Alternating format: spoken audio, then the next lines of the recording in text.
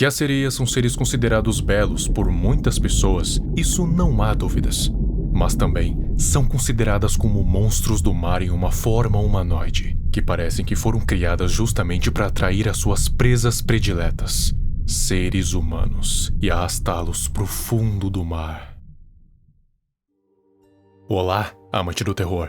Durante muito tempo, coisa de séculos, até hoje, as sereias são conhecidas pelo mundo todo. Não tem uma pessoa no mundo que não tenha ouvido falar pelo menos uma vez em algum tipo de sereia, mesmo que seja daquelas que aparecem na TV como inofensivas e amigáveis.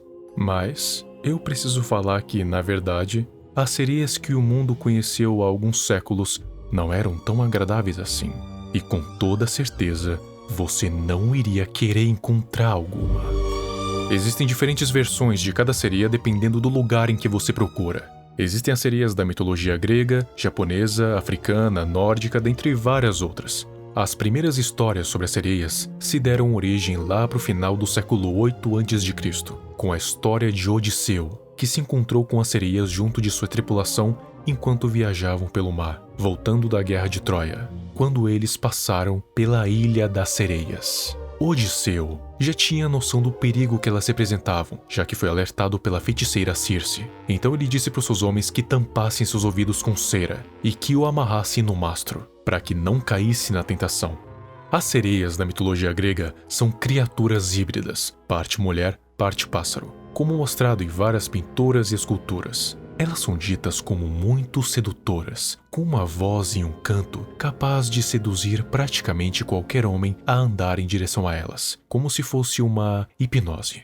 E assim que estiverem perto o suficiente, puxá-los para o fundo do mar, onde nunca mais eram vistos de novo. Elas eram o terror dos marinheiros e navegadores, já que as histórias eram passadas de geração em geração, com muitos dizendo que já viram essas criaturas estranhas cantando em meio à neblina no mar, seja durante o dia ou durante a noite, e quase caíram em tentação.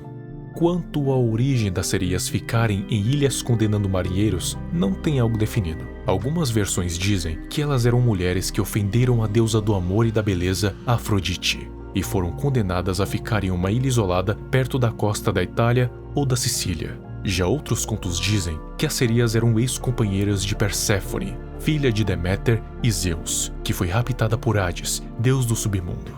As sereias foram designadas para cuidar de Perséfone, e o seu rapto foi dado como negligência, e, portanto, como punição, perderam as suas asas e a voz sedutora, e foram condenadas a passar o resto de seus dias isoladas em uma ilha, destruindo todo e qualquer marinheiro que ousasse passar por ali.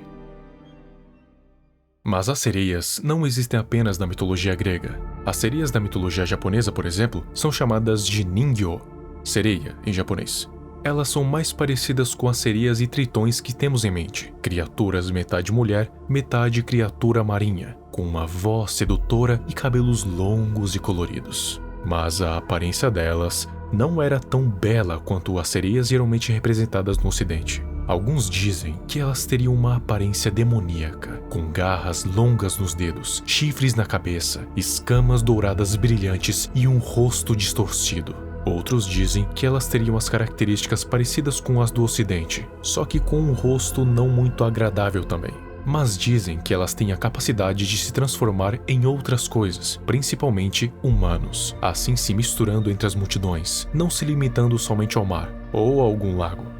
Reza a lenda que as Ningyo são criaturas mágicas extremamente raras, mas que, se encontradas, podem realizar maravilhas, mas também podem trazer grande desgraça. Tudo depende da forma que são tratadas. Dizem que se você capturar uma Ningyo, você vai poder usufruir da sua natureza mágica e pedir qualquer desejo que for, mas isso também pode atrair muitas coisas ruins para aquele que fizer isso. Dizem que ele acaba encontrando uma morte trágica e prematura, ou uma vida de completa miséria e tragédia. E além disso, em algumas lendas, a carne de uma Ningyo pode conceder a imortalidade, e as suas lágrimas se transformam em pérolas, e que, se consumidas, trazem a juventude eterna. Mas matar uma Ningyo ou capturá-la é considerado um ato de sacrilégio, portanto, é bom se manter bem longe delas.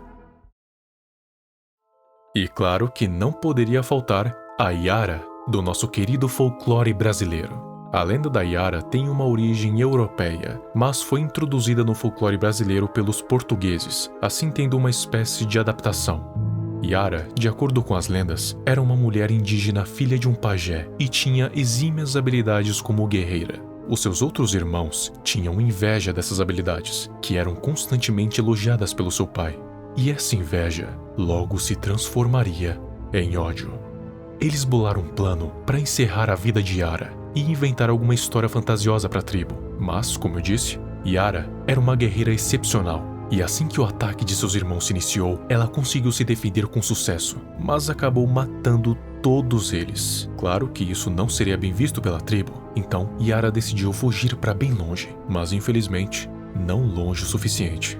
Quando a notícia chegou nos ouvidos do pajé, todos pensaram que a Yara havia assassinado seus irmãos, e que não era apenas uma autodefesa, e sim um assassinato. Então, partiram em busca dela. Eventualmente, a acharam e a jogaram entre os rios Negro e Solimões. Felizmente, a história diz que ela foi salva pelas criaturas dos rios, e em uma noite de lua cheia, os espíritos da água a transformaram em um tipo de quimera entre humano e peixe. Inclusive, Yara pode ser traduzido do tupi para Senhora das Águas, pois ela virou meio que uma espécie de divindade, ou um espírito das águas, protetora dos lagos, rios e da própria vida marinha. Os pescadores inclusive diziam que para que pudessem pescar nos lagos e rios, tinham que pedir permissão para a divindade das águas Yara, para que assim eles não fossem amaldiçoados e encarassem uma morte dolorosa, ou mesmo não fossem confrontados pela própria Yara e levados até a sua morte. Tem muitas outras histórias sobre outras sereias de outras mitologias. Se quiserem, eu posso abordá-las no futuro.